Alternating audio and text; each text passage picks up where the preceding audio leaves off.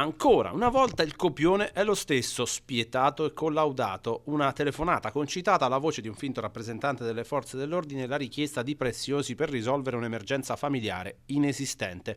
Questa volta la trappola è stata tesa a Cividale del Friuli, dove un uomo di 71 anni, colto di sorpresa e preoccupato per i propri cari, ha ceduto al raggiro consegnando spontaneamente tutto l'oro che aveva in casa. A presentarsi alla porta della vittima sono stati due giovanissimi di appena 18 e 19 anni, arrivati in Friuli dalla provincia di Caserta proprio per mettere a segno il colpo.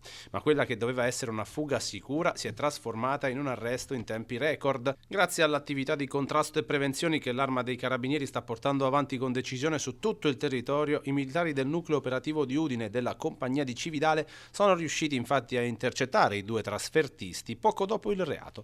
Al momento del fermo i due ragazzi avevano ancora con sé l'intera refurtiva, un intervento provvidenziale che ha permesso di restituire immediatamente i gioielli al legittimo proprietario, sollevato non solo per il valore materiale ed economico, ma soprattutto per quello affettivo dei ricordi recuperati.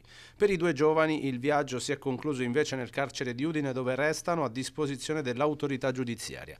L'ennesimo episodio solleva però il solito monito, il più importante. La prontezza della risposta dei carabinieri ha evitato il peggio, ma l'appello alla cittadinanza resta quello di non fidarsi mai di richieste sospette di denaro o monili, segnalando immediatamente ogni anomalia al 112.